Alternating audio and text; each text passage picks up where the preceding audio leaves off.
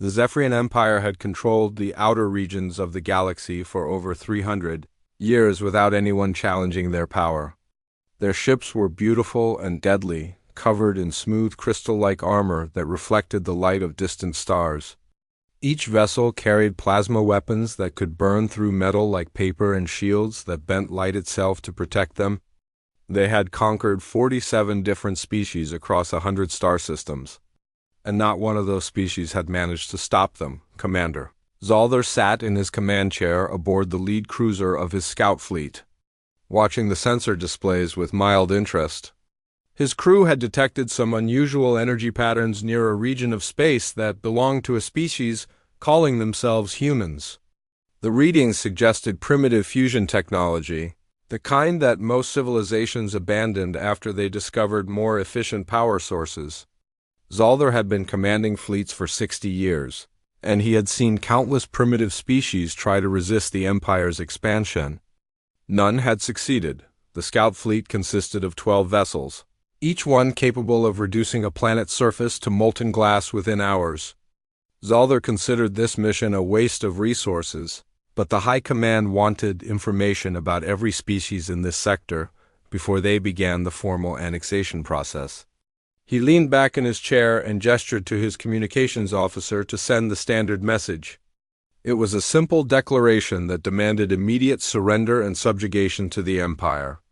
Species that complied were treated relatively well. Those that resisted were destroyed. 3 human ships appeared on the sensors, moving into a defensive formation. Zaldar studied them with a mixture of curiosity and disdain. They were bulky and angular, covered in thick gray armor plating that looked crude compared to Zephyrian designs. The largest of the 3 ships was barely half the size of his cruiser, and its energy signature suggested it was using basic fusion reactors for power. He watched as the human vessels adjusted their positions, clearly trying to block his fleet's approach to the nearby colony world.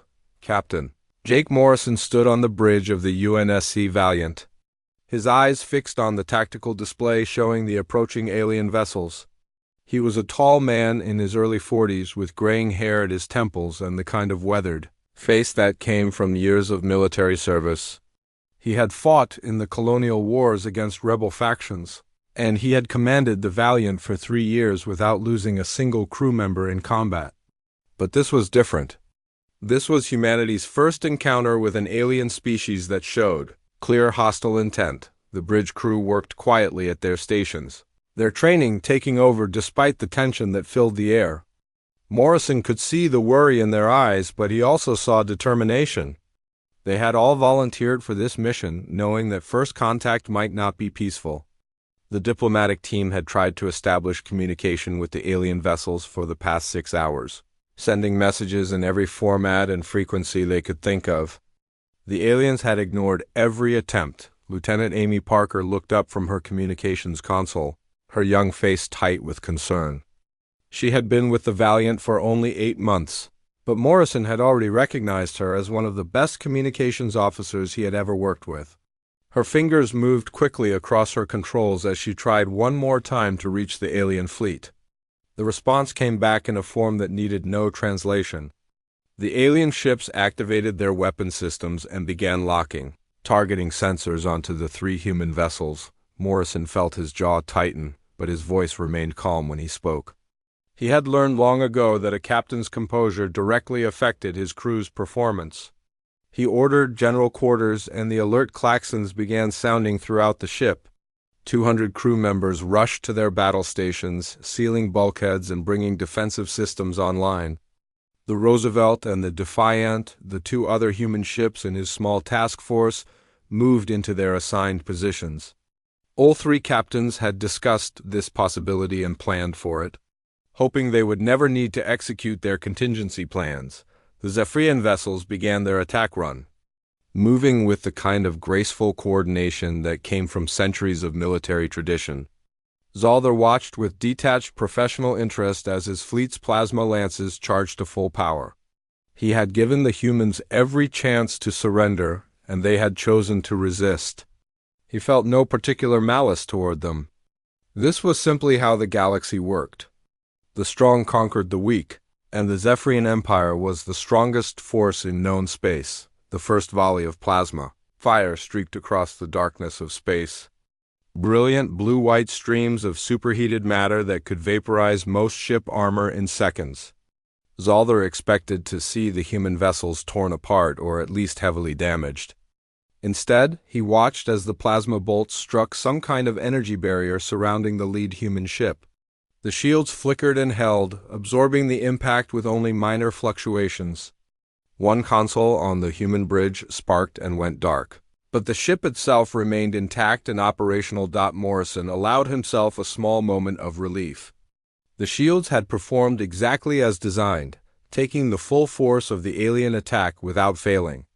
Chief Engineer Danny Rogers reported from the engineering deck that they had lost one power relay, but all primary systems were functioning normally. The shield generators were already compensating for the damage, redistributing power to maintain full coverage. Morrison nodded and gave the order that would change everything. The Valiant's railgun batteries came online. Their massive magnetic coils charging with enough power to accelerate solid projectiles to incredible velocities. Human weapons technology had developed along a different path than most species might have chosen. While other races focused on energy weapons and exotic technologies, humans had perfected the art of throwing very heavy objects very fast. The railguns represented the pinnacle of that philosophy. Capable of launching 3-ton tungsten penetrators at a significant fraction of light speed, Zaldar saw the human ships fire. But he did not immediately understand what he was seeing. There were no plasma streams or laser beams.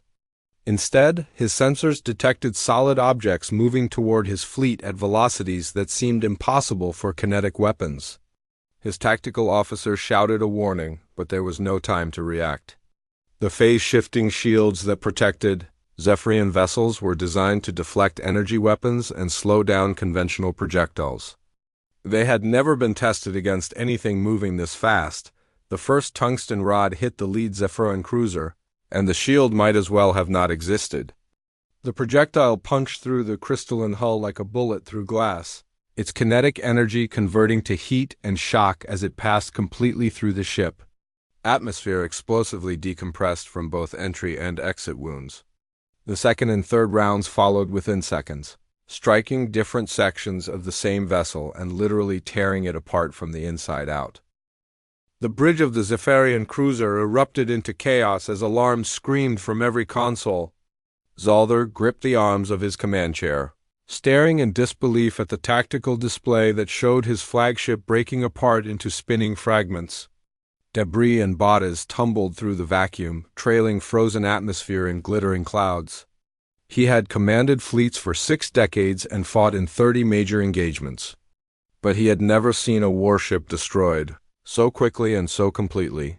His tactical officer Krasena worked frantically at his station, trying to understand what had just happened. The younger officer's hands shook as he pulled up the sensor data from the attack. His voice cracked when he made his report. The human weapons were not energy-based at all, but solid projectiles moving at velocities. Their shields were never designed to counter. The phase-shifting technology that had protected Zephyrian vessels for generations simply could not stop something with that much mass traveling that fast. 3 more Zephyrian ships died in the next volley. The Roosevelt and the Defiant had joined the battle, their railguns adding their fire to the devastating barrage. Each human ship carried 6 primary railgun batteries, and they were firing in coordinated sequences that gave their targets no chance to evade. The tungsten penetrators crossed the distance between the fleets in less than 2 seconds, too fast for point defense systems to track and intercept. Every shot that connected punched through shields and armor, as if they were not there at all. Zaldar watched another of his cruisers come apart, its central hull section splitting open as a railgun round destroyed its main power reactor.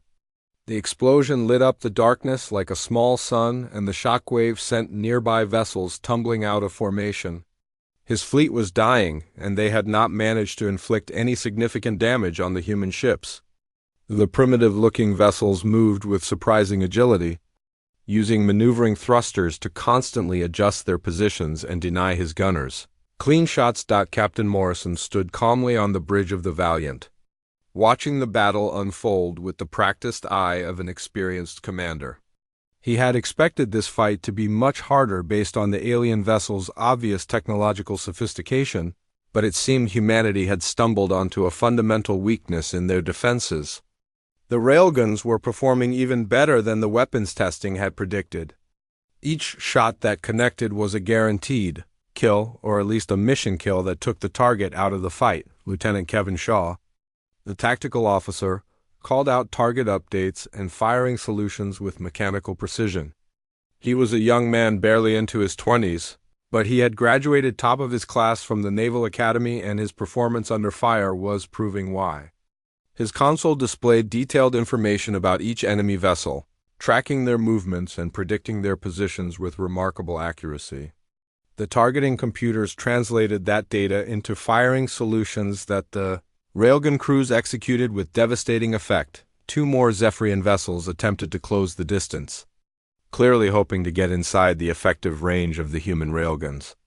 Morrison saw the maneuver and adjusted his formation accordingly, keeping the range open while his weapons continued their methodical destruction of the alien fleet. The Roosevelt reported that one of its railgun batteries had overheated and needed 2 minutes to cool down, but the other 5 batteries on that ship continued firing without pause. Zolder made the hardest decision of his military career. He ordered his remaining vessels to retreat immediately, abandoning the attack and withdrawing to hyperspace. It was the first time he had ever given such an order, and he could see the shock on the faces of his bridge crew. Zephyrian military doctrine emphasized victory or death, and retreating from a battle was considered deeply shameful. But Zolder was not going to throw away the lives of his remaining crews in a fight. They could not win. The surviving Zephyrian ships turned as one and activated their faster-than-light drives. Space rippled and twisted around each vessel as they opened portals into hyperspace and disappeared. Within 30 seconds, the alien fleet was gone, leaving only debris fields and the fading glow of destroyed reactors to mark where the battle had taken place. The entire engagement had lasted less than 7 minutes from first shot to final retreat. Lieutenant Shaw studied his sensors carefully, making sure no enemy vessels remained hidden or damaged in the area. He reported that all hostile contacts had jumped away and confirmed 7 enemy ships destroyed with no sign of survivors. The human task force had suffered 0 casualties, with only minor damage to the Valiant's shield generators and some burned-out power relays that could be repaired within hours. Morrison allowed himself a moment to feel relief before he began issuing his next orders.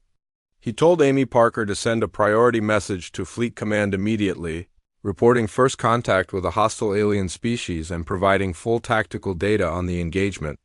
The message included sensor recordings of the alien weapons, shields, and ship designs, along with detailed analysis of their strengths and weaknesses. He emphasized that while this battle had gone in humanity's favor, the aliens would likely return with different tactics. Captain Lisa Hayes appeared on the communication screen, her face showing both satisfaction and concern. She commanded the Roosevelt and had been Morrison's friend for over 15 years. They had served together during the colonial wars and trusted each other's judgment completely. She pointed out that the aliens had folded surprisingly quickly, retreating the moment they realized they could not win easily. That suggested a military culture that valued preservation of forces over stubborn determination. Morrison agreed with her assessment but added what worried him more. They had just shown an unknown alien species that humanity was not easy prey and possessed weapons technology that could defeat their defenses. When the aliens came back, and he was certain they would come back, it would be with overwhelming force and possibly new tactics designed to counter the railguns. The human task force needed reinforcements and needed them quickly. The 3 human ships formed up and began moving toward the nearest colony world, keeping their sensors on maximum alert for any sign of the alien fleet returning. The crew of the Valiant gradually relaxed from battle stations, but Morrison ordered them to maintain a high state of readiness. He walked through the ship after the engagement, talking to his crew and making sure everyone was handling the stress of combat well. Some of the younger crew members were shaking with adrenaline, But overall they had performed magnificently. Meanwhile, across the vast distances of space, Commander Zolder was making his report to the Zephyrian High Command. He stood in the communication chamber of his flagship, facing a holographic projection of the ruling council. The counselors listened in growing alarm as he described the human weapons and their devastating effectiveness against Zephyrian shields. He showed them the sensor recordings of ships being torn apart by solid projectiles, moving at impossible speeds. High Counselor Vexmar, the oldest and most powerful member of the ruling body, watched the recordings with narrowed eyes. He was a large male covered in the dark purple scales that marked high rank in Zephyrian society. He had ruled the council for 40 years and overseen the conquest of 17 species during his tenure. He had never encountered a situation where a scout fleet was forced to retreat from such numerically inferior forces. The humans had destroyed more than half of Zolder's vessels in minutes. The council debated for several hours about how to respond to this new threat. Some members argued for immediate, overwhelming retaliation, while others suggested attempting diplomatic contact before escalating the conflict. Vexmar listened to all opinions before making his decision. The humans had attacked Zephyrian vessels without provocation, destroying 7 ships and killing thousands of crew members. Such aggression could not go unanswered without appearing weak to other subject species. Vexmar declared that the Empire would assemble the Grand Fleet and demonstrate the full might of Zephyrian military power.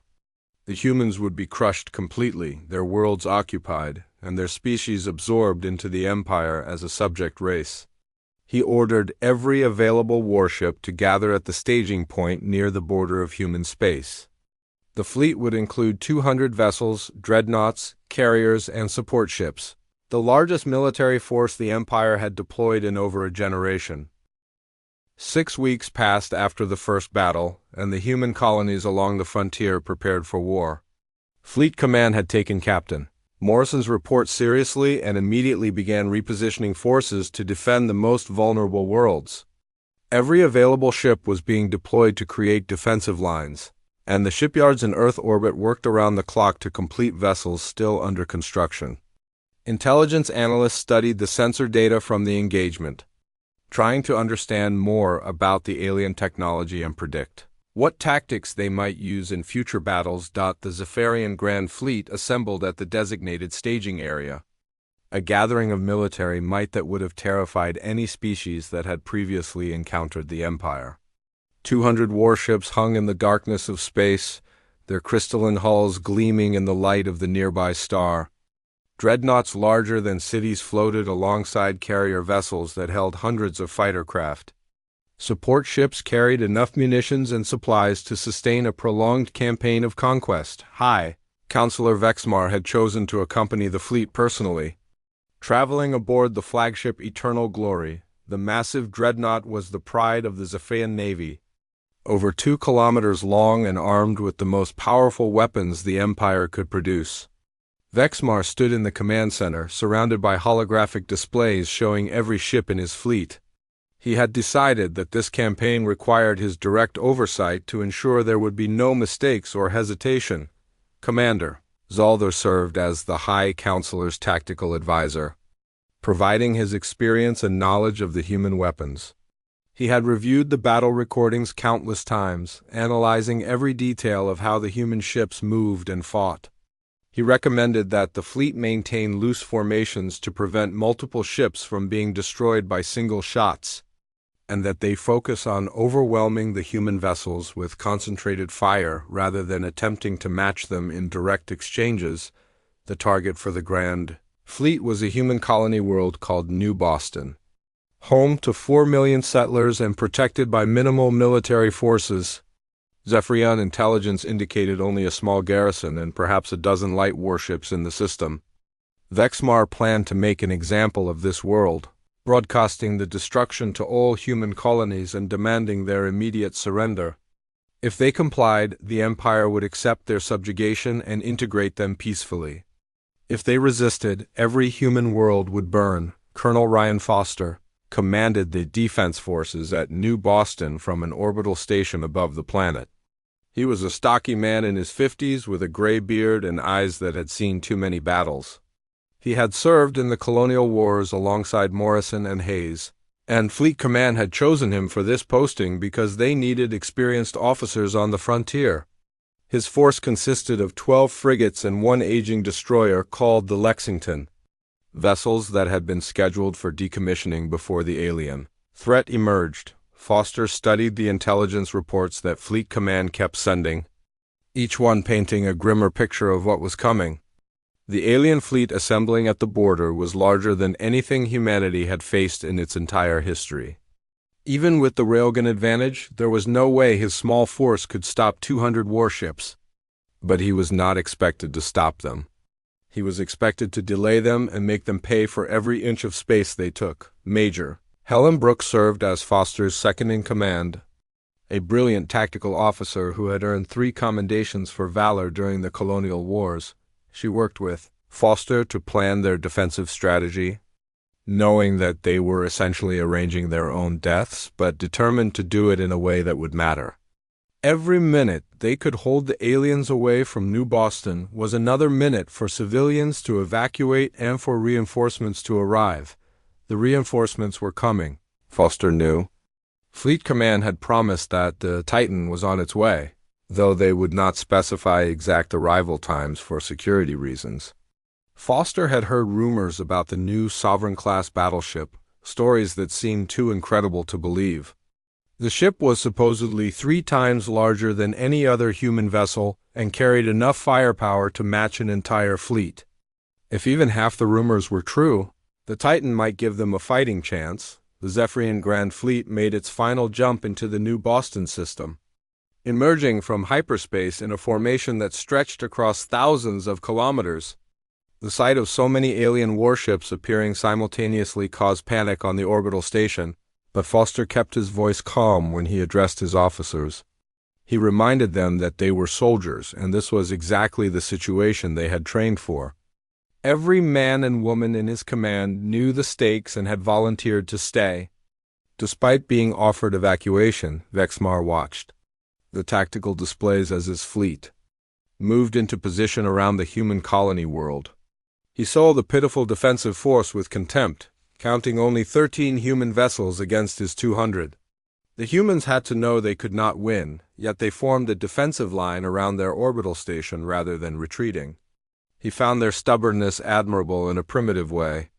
But it would not save them from what was coming. The High Counselor opened a communication channel to the human defenders, offering them one final chance to surrender.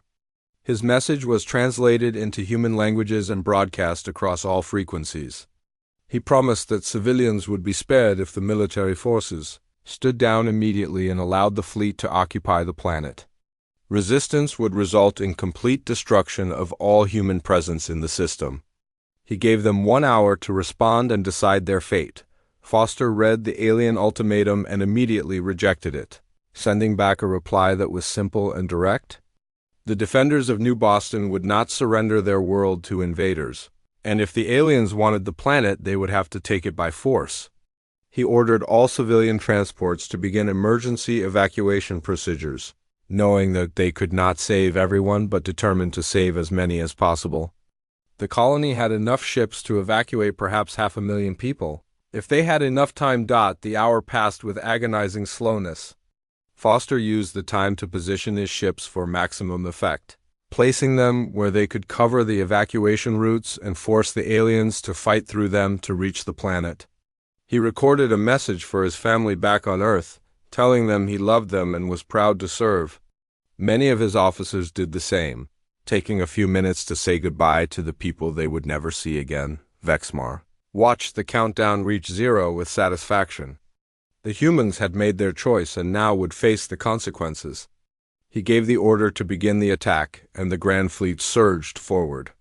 Plasma weapons charged to full power, and targeting systems locked onto the human vessels and orbital station. This would be over quickly, and then the Empire could move on to the next human world and offer them the same choice. The human ships opened fire first, their railguns sending tungsten penetrators screaming across the distance. Foster watched as his weapons scored hits on multiple alien vessels, punching holes through their shields and hulls. But there were too many targets and not enough railguns. For every alien ship that took damage, 10 more continued advancing unharmed. The Zephyrians had learned from their first encounter and spread their formation wide to minimize the effectiveness of the human weapons. The return fire came like a storm of destruction. Plasma bolts struck the frigate Courage, burning through its armor and gutting the ship from bow to stern. Atmosphere vented in brilliant flashes as the crew compartments were exposed to vacuum. The frigate Defiance took multiple hits to its engine section and went tumbling out of formation, its power systems failing.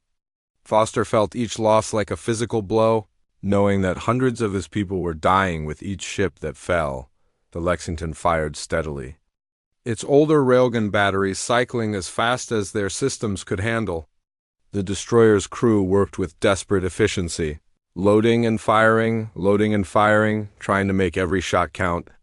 They managed to destroy 2 alien cruisers and damage several others before concentrated fire overwhelmed their shields. The ship shuddered under the impact of multiple plasma strikes, and Foster ordered the crew to abandon ship before it was completely destroyed. Then, across every sensor in the system, something new appeared. The readings were so massive that Foster initially thought there was a malfunction in the detection equipment. But the sensors were working perfectly and they were detecting exactly what they showed. A ship had just emerged from faster-than-light travel at the edge of the system, and it was unlike anything anyone had ever seen before. The UNSC Titan translated out of faster-than-light travel with a flash of exotic radiation that lit up every sensor screen in the new Boston system. For several seconds, everyone simply stared at their displays in stunned silence. The ship was enormous beyond anything that should have been possible to build, a mobile fortress that dwarfed even the largest Zephyrian dreadnoughts. 3 kilometers from bow to stern and half a kilometer wide at its broadest point. Covered in gray armor plating that looked thick enough to stop a meteor impact. Bristling with weapons, batteries and missile ports and railgun turrets that covered every angle of approach, Admiral Jack Conway stood on the bridge of the Titan, surveying the tactical situation with cold professional efficiency. He was a lean man in his 60s with ice blue eyes and silver haircut military short. He had commanded warships for 40 years and earned his reputation as one of the finest tactical minds in the human fleet. The Titan was his pride and his responsibility, the first of the new Sovereign-class battleships that represented humanity's answer to any threat the galaxy might throw at them. The bridge was a vast circular chamber filled with dozens of workstations and holographic displays that showed every system and weapon on the massive ship. Over 500 crew members worked throughout the vessel, but the bridge held only the senior officers who would coordinate the coming battle. Conway's first officer stood at his right side, a capable woman named Ruth Martinez, who had served with the Admiral for 15 years and knew his thinking well enough to anticipate his orders. Lieutenant Commander Paul Jenkins served as the tactical officer, seated at a console that gave him control over the Titan's formidable arsenal. He was a young officer with a brilliant mind for weapon systems and targeting solutions. His fingers moved across his controls as he assessed the alien fleet and began calculating firing priorities. The tactical computer was feeding him data faster than any human could process. But Jenkins had a gift for seeing patterns in the chaos of battle. Conway studied the situation for exactly 30 seconds before making his decision. The new Boston defenders were being slaughtered, and there was no time for elaborate tactical planning. He gave his orders in the calm voice that his crew had learned to trust. All hands to battle stations, full combat alert, target the alien flagship, and make this quick and decisive. The Titan had been built for one purpose: to dominate any battlefield in known space. And now was the time to prove that the years of construction and the incredible resources invested had been worthwhile. The massive battleship began to accelerate, its fusion drives pushing the enormous mass forward with surprising speed. The Titan could not maneuver like a smaller vessel, but it did not need to. The ship's designers had built it to take punishment and deal out destruction in quantities that no enemy could withstand. Every system aboard the Titan had been over-engineered and tested beyond any reasonable safety margin. The armor could withstand nuclear detonations. The shields could absorb energy that would vaporize lesser ships. The weapons could reduce fleets to debris. Vexmar stared at the human battleship, appearing on his tactical display, and felt uncertainty for the first time in decades. The vessel was impossibly large, bigger than anything in the Zephyrian fleet by a factor of 3. Its energy signature showed power generation that seemed excessive for any normal ship function, suggesting that most of that power fed weapon systems. He turned to Zolder and asked what he was looking at, his voice tight with tension. Zolder could only shake his head slowly, his earlier confidence completely shattered. That was what humans considered a real warship, he explained. The vessels they had fought in the first battle were apparently scouts or escorts, small ships meant for patrol duties. This was something built for fleet engagements and major battles. The Eternal Glory and every other ship in the Grand Fleet suddenly seemed fragile and inadequate compared to the human battleship bearing down on them. The Zephyrian fleet began to reorient its formation, shifting from the attack on the orbital station to face this new and unexpected threat. Vexmar ordered his dreadnoughts to move forward and engage the human battleship with concentrated fire. If they could destroy or cripple this one ship before it closed the distance, they might still achieve victory. He commanded every vessel in range to target the Titan and fire everything they had. Overwhelming its defenses through sheer volume of firepower, the Titan opened fire, and the difference between a human destroyer and a human battleship became instantly and terrifyingly clear. The primary railgun batteries ran half the length of the ship, massive weapons that could accelerate projectiles the size of small buildings to velocities that approached a significant fraction of light speed. The magnetic coils that powered these weapons drew enough electricity to power a city, channeling it into brief pulses that launched tungsten penetrators with kinetic energy measured in megatons. The first salvo from the Titan's main guns consisted of 6 rounds, each one carefully aimed at the Eternal Glory. The Zephyrian flagship's shields flickered to full power, the phase-shifting barriers bending space itself to protect the vessel. For approximately 3 seconds, the shields held against the incoming projectiles. Then physics reasserted itself with brutal finality. The first round punched through the shields as if they were paper, struck the flagship's bow, and kept going. The tungsten penetrator passed completely through the 2-kilometer-long ship, the kinetic energy of its passage tearing apart bulkheads and decks and crew compartments. The second round hit the Eternal Glory's midsection, striking the main power reactor. The containment fields failed instantly, and the reactor went critical. The resulting explosion was bright enough to be seen from the planet's surface, a miniature sun that consumed the flagship and everything aboard. High Counselor Vexmar died without even understanding what had killed him, vaporized along with 3,000 crew members in a fraction of a second. The remaining 4 rounds from the first salvo struck other ships in the formation, each impact resulting in catastrophic damage or complete destruction. Foster watched from the orbital station with his jaw hanging open, unable to process what he was seeing. A single human ship had just destroyed the alien flagship and 4 other vessels with its opening volley. The Titan's secondary batteries were now joining the fight, medium railguns that fired smaller penetrators at higher rates. Missiles began launching from the battleship's ports, hundreds of them streaming toward the Zephyrian fleet like a swarm of angry insects. Each missile carried either a nuclear warhead or an antimatter charge, weapons that had been developed for fleet engagements but never used in actual combat until now. The Titan did not slow down or maneuver defensively. Conway kept his ship on a direct course toward the heart of the alien formation, his weapons firing continuously.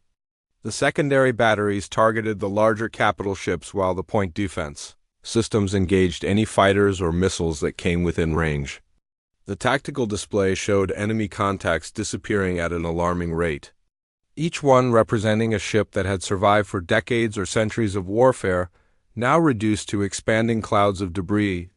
Jenkins coordinated the assault with methodical precision, his training and natural talent combining to devastating effect.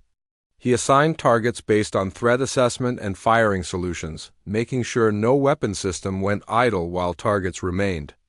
The main railguns cycled between shots, allowing their magnetic coils to recharge and cool while other batteries maintained the barrage. The tactical computer suggested optimal firing patterns, and Jenkins approved them with quick taps on his controls. The Zephyrian fleet tried to fight back, concentrating their plasma weapons on the approaching human battleship.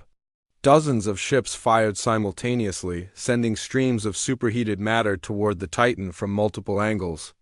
The energy shields around the human battleship flared brilliant blue-white as they absorbed the incoming fire, but they held without failing.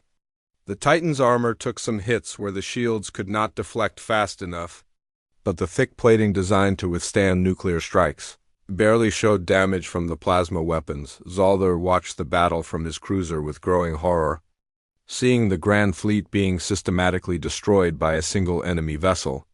Ships that represented centuries of development and construction were being swatted aside like insects. The Titan moved through the Zephyrian formation like a predator among prey, its weapons firing from every angle, its shields shrugging off attacks that should have crippled any normal ship. He realized with sick certainty that this battle was already lost, and had been lost the moment the human battleship arrived. The battle lasted 18 minutes from the moment the Titan opened fire until the last Zephyrian vessel either exploded or fled into hyperspace. Conway ordered his weapons crews to focus on capital ships first, the dreadnoughts and carriers that posed the greatest theoretical threat to his vessel. The reality was that nothing in the alien fleet could seriously threaten the Titan's defenses, but military doctrine demanded prioritizing targets based on capability rather than demonstrated effectiveness. The massive battleship's railguns carved through the Zephyrian formation like a scythe through wheat, each salvo destroying multiple vessels or reducing them to crippled hulks that tumbled through space. Trailing atmosphere and debris, the missiles reached the alien fleet approximately 4 minutes into the engagement, and their impact was devastating. Nuclear warheads detonated among the tightly packed Zephyrian vessels, the explosions creating electromagnetic pulses that fried electronics and shockwaves that crumpled hulls like paper. The antimatter missiles were even more destructive, each one releasing energy equivalent to multiple megatons in a flash of annihilation that left nothing behind but expanding spheres of radiation. Ships that had survived for centuries of warfare simply ceased to exist. Reduced to their component atoms in microseconds, some Zephyrian vessels attempted to flee, turning away from the human battleship and trying to reach minimum safe distance for hyperspace jumps. The Titan's speed and firepower made escape almost impossible. Conway ordered his helmsman to pursue any vessel that broke formation, and the massive battleship proved capable of running down smaller craft despite its size. The fusion drives that powered the Titan generated thrust that defied conventional assumptions about mass and acceleration. Another example of human engineering pushing past theoretical limitations through sheer determination and innovative design. Other alien ships tried to fight, closing the distance to bring their plasma weapons to bear at shorter range. These vessels died quickly, overwhelmed by the Titan's point defense systems and secondary batteries, before they could get close enough to pose any real threat. A few Zephyrian cruisers managed to land hits on the battleship's armor, burning scars into the thick plating but failing to penetrate deep enough to damage internal systems. The Titan's damage control teams reported minor hull breaches in 3 sections, all quickly sealed with emergency bulkheads and repair systems. Commander Zolder made the decision to save what remained of his forces, ordering all surviving vessels under his command to retreat immediately. He had lost 2/3 of his ships and seen the most powerful fleet the Empire had assembled in generations, reduced to scrap metal by a single enemy vessel. Continuing the battle served no purpose except to throw away more lives. His tactical officer protested, citing military regulations that forbade retreat without explicit orders from high command, but Zolder overrode him. There was no high command anymore. Vexmar was dead, vaporized along with the Eternal Glory and every other member of the Council who had accompanied the fleet, the surviving Zephyrian vessels. Perhaps 50 ships out of the original 200 jumped to hyperspace within seconds of each other. They left behind debris fields that stretched across thousands of kilometers, the shattered remains of what had been the pride of their empire. Escape pods floated among the wreckage, carrying crew members who had managed to abandon their ships before they were destroyed. Conway ordered rescue operations to begin immediately. Following the human military tradition of rendering aid to defeated enemies once combat ceased, Foster stood on the orbital station in stunned silence, watching as the Titan slowed and began recovery operations. The massive battleship had not even been scratched in any meaningful way. Its shields were still at 90% capacity. Its weapon systems showed no sign of malfunction or degradation from continuous firing. The alien fleet that had seemed so overwhelming just minutes ago had been completely destroyed or driven off by a single human warship. Major Brooks found her voice first, whispering that she had never imagined such destructive power could be concentrated in one vessel. Conway's face appeared on the communication screen connecting the Titan to the orbital station. The Admiral looked calm and professional, showing no sign of excitement or satisfaction from the one-sided victory. He asked for a status report on the colony and the surviving defense forces. Foster pulled himself together and reported that New Boston was secure thanks to the Titan's intervention. The defenders had lost 3 frigates with heavy damage to 4 others, but the colony itself was intact and evacuation operations had saved most of the civilian population. The Admiral nodded and informed Foster that the Titan would leave a destroyer squadron at New Boston for protection while the local forces repaired and reinforced.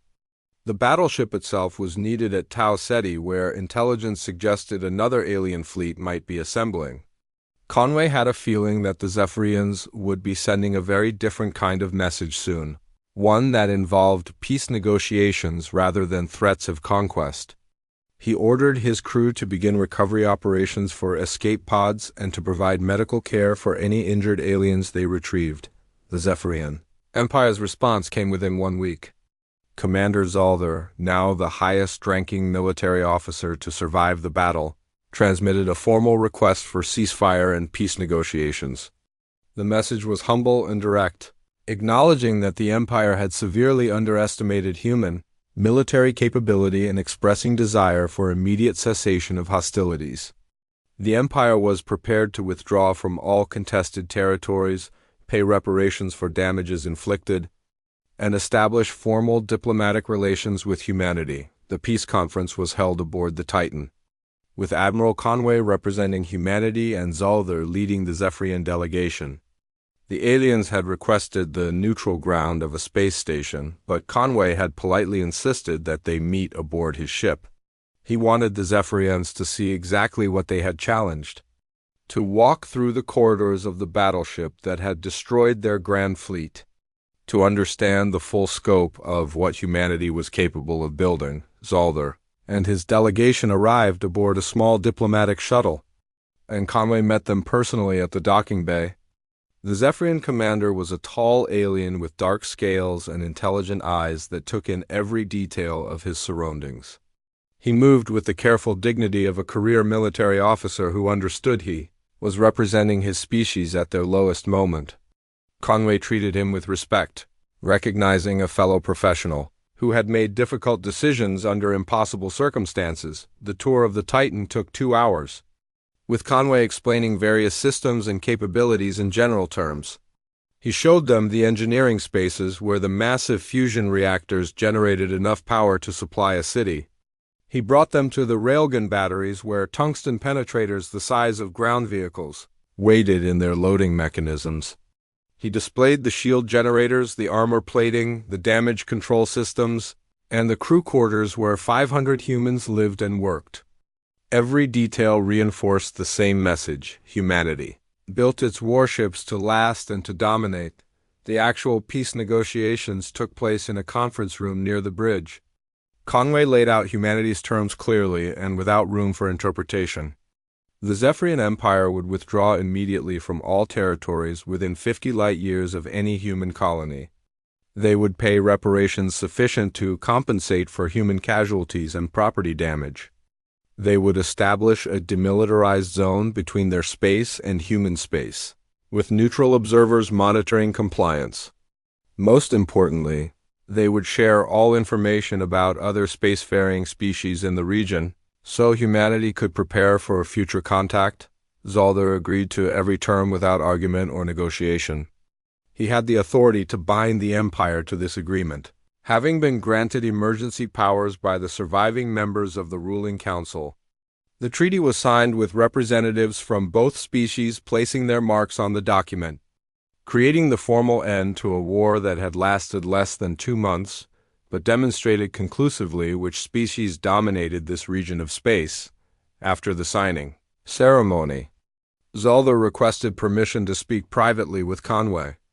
The 2 military officers stood on the observation deck of the Titan, looking out at the stars through the massive transparent aluminum windows. Zalder asked the question that had been haunting him since the battle at New Boston. How many ships like the Titan did humanity possess, and how many were they building? Conway considered his answer carefully, choosing his words to be truthful but not needlessly provocative. The Titan was the first of her class, he explained, but 3 more Sovereign-class battleships were under construction in Earth orbit, and the shipyards were being expanded to increase production. Humanity believed in being prepared for threats, and the encounter with the Zephyrian Empire had demonstrated that the galaxy was more dangerous than they had previously understood. More battleships would be built, along with support vessels and defensive installations. Zalder absorbed this information quietly, understanding its implications. Humanity had defeated the Zephyrian Grand Fleet with a single prototype battleship, and they were building more. Within a decade, humanity woo.